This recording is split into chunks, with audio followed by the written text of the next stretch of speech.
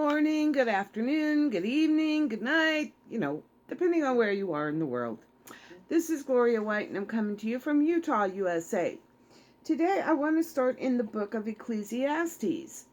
And this is written by Solomon, David's son, who was born Beersheba, and who became king after David. Now, the interesting thing about Solomon is that he was very young when he became the king. And he asked God, told God, he says, I don't know how to rule all these people. I'm just a young lad. And God said, well, what do you want? Now, he could have asked for tons of riches. He could ask to live forever. It's like the typical genie. What do you want? What's your wish? And so he asked for the wisdom to rule the people wisely. And God said, because you haven't asked for riches, and you haven't asked for things, a long life, and other earthly things, he says, I'm not only going to give you wisdom and knowledge, but I'm going to give you the whole 9 yards. And that's why Solomon was so rich, and he was so wise, and people would come from all around the known world to see or talk to him, because they were so, impressed because of the things that they had heard. They're like, is he really this smart? Is he really this wise? I have to go and see this for myself. And so they would come, and they would be loaded down with all kinds of gifts and everything for him. And then they would spend time talking to him, and they would leave and say, it's totally true. Everything I've heard about him is totally true. But anyway, this is he talks about things in life, and like he could look at things and see like the baseline of the human existence and what everything really means. And so where a lot of people just live on the surface, a day-to-day kind of life. Well, Solomon had lots of time to consider things and to think about things, and he did.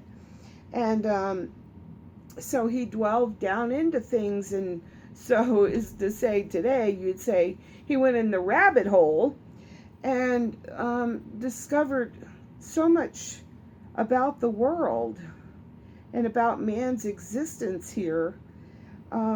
And then he wrote this book, the book of Ecclesiastes. And the first, in my Bible, it tells me on the pages here, let me see if you can see that. See where it says the wise man and the fool? Okay, so every time I turn the page, there's going to be a different subject there. Now, after the title page, there's everything has its time, and vanity of selfish toil. So each page at the top gives like the subject that's going to be contained on that page. It may not be the same chapter, but it would be on that page. So my Bible's pretty cool. Now, there's Ecclesiastes is not a very long long book in the Bible. It's 12 chapters long, and I would dare to say maybe 8 pages, maybe 10, 12 pages long. But and then following Ecclesiastes is the Song of Solomon, which is like a love thing, him talking about love. But he was very wise. He was very gifted of God with many talents, and many blessings of riches of this earth, and it was amazing. And a lot of times we hear that power corrupts, and how when you have a lot of power, eventually you wind up sliding down the slippery slope into the evil, away from your blessing. And this actually happened with Solomon. And he had many wives, and God had warned him that if he followed his commandments and didn't fall down and worship other gods, that he would bless him with long life and prosper him. But towards the end of Solomon's life, he actually fell down and worshipped one of his wives' gods, the idol, false idol.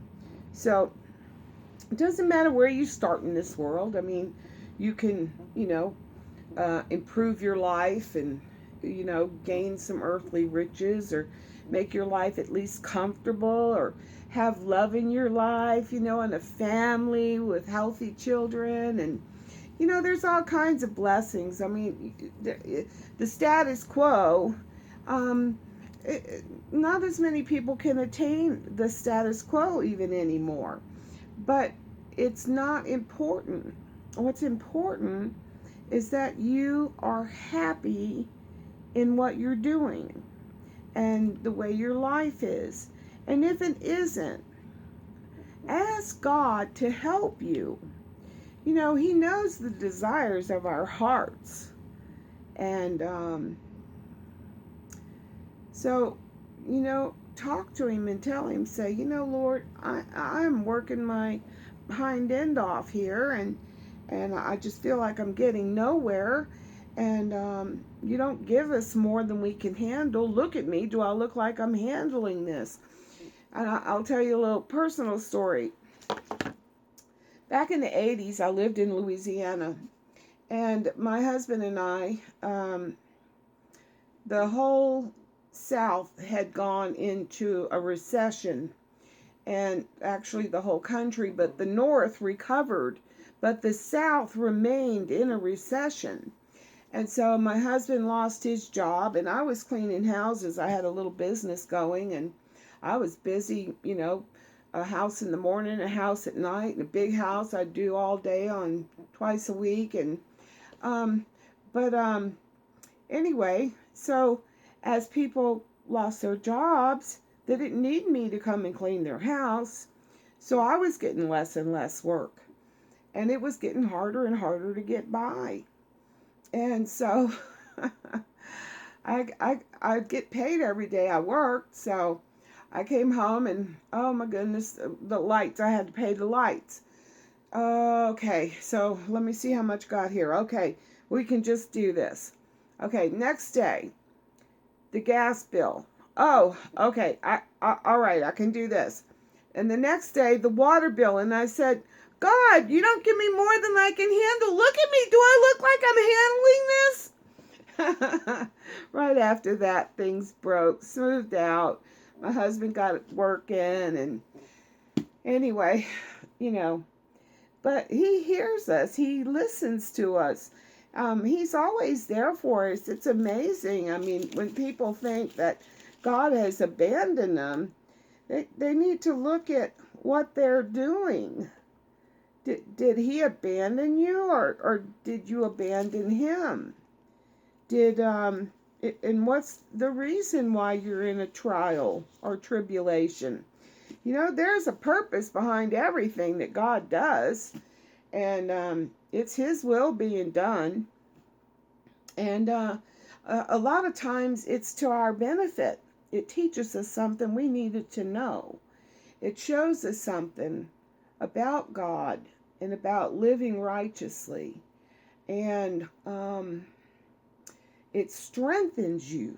These trials and tribulations we go through, it makes us stronger. And so it's like refining gold. And in the Bible, it talks about the refining fire of God. Well, if you refine gold, like say you find gold in the ground, excuse me, it's usually in a vein of quartz rock. So you have to break the rock away, and then you get the gold out, and then you have to purify the gold, which means you put it to really high heat so that the gold melts, and then all the impurities rise to the top, and that's called dross, D-R-O-S-S. And so you can take that dross off, and it leaves pure gold, 24 karat. Anyway, so that's sort of what God does with us sometimes. He melts us and he removes the dross. He takes the dull and the impurities away from us and refines us.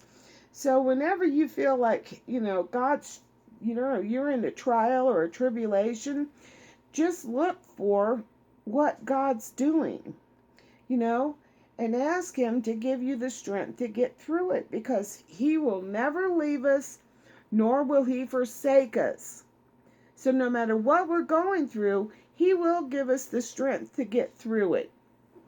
He's not going to give us more than we can handle, even if sometimes we think, look at me, do I look like I'm handling this? But anyway, I must start reading this book of Ecclesiastes. And I just wanted to say thanks for joining me, and I love you, and let us get going here. Solomon's is probably the wisest man that ever lived. Earthly man, I should say. Okay, chapter 1. The words of the preacher. Now here they're calling Solomon the preacher. The words of the preacher, the son of David, king in Jerusalem. He says, vanity or futility of futilities, vanity of vanities, saith the preacher. Vanities of vanities, all is vanity. What profit hath a man of all his labor, which he taketh or tolls or labors under the sun? One generation passeth away, and another generation cometh, but the earth abideth forever. The sun also riseth, and the sun goeth down, and hasteth, or it is eager to return to his place where he arose. Talking about the sun, how it rises and sets. The wind goeth toward the south, and turneth about unto the north. And I can attest to that. Here in Utah, we'll get a strong wind blowing out of the south when a storm's coming in. And I'm just waiting. And I know that the temps are going to drop, and it's going to get really cold, and we may have some snow blowing in or rain coming in. And because the wind will be blowing up out of the south, and then it'll start switching around. It'll start moving coming up out of the southeast, and then it's coming out of the east, and then it's coming out of the northeast, and then it starts coming directly out of the north. So I can attest to that, and probably many of you as well. So here he says, the wind goeth toward the south, and turneth about unto the north. It whirleth about continually, and the wind returneth again to his circuits. So his circuits is like his path, like the jet stream. All the rivers run into the sea, yet the sea is not full.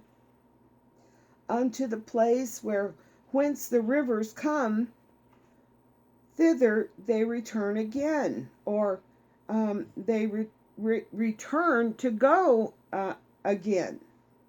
So they're all going into the sea, and why isn't the sea like overflowing? Because all the rivers are, but they return and go back up. And And we know about evaporation, and then the wind carrying the clouds and the moisture, and then the storm clouds form, and then it rains, and that water goes, you know, upriver, drops down, and then that water flows back down to the sea. So it's like this continuous, cycle.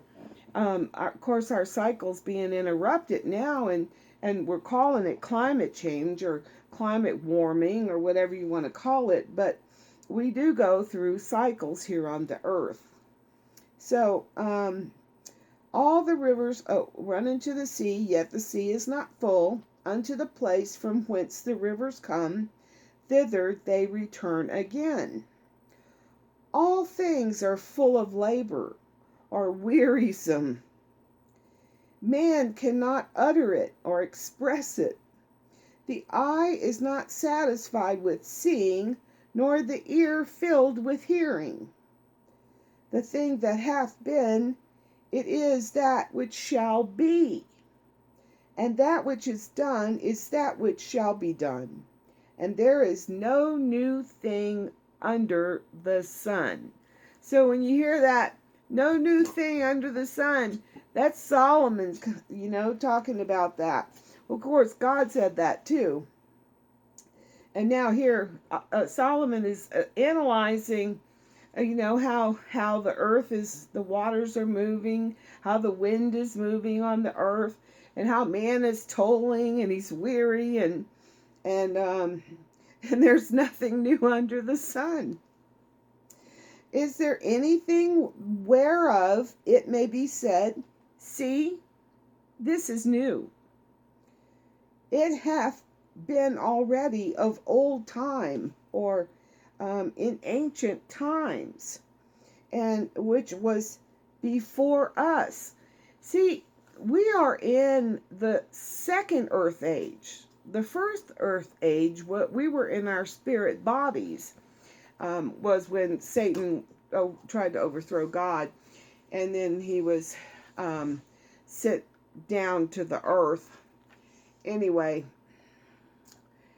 the thing is that, there have been archaeologists that have found all kinds of civilizations and monuments and buildings and things under the sea that are like, wait a minute, is that a spaceship? Or look at that, in the ocean they found a computer, that's like from like the first earth age. So when he's saying that there is nothing new under the sun, and that it hath already been of old time or ancient time, which was before us. So that's where we see all these things that were before us, and we're amazed. There is no remembrance of former things. We don't remember that. The only way I know it is because it's in the Bible.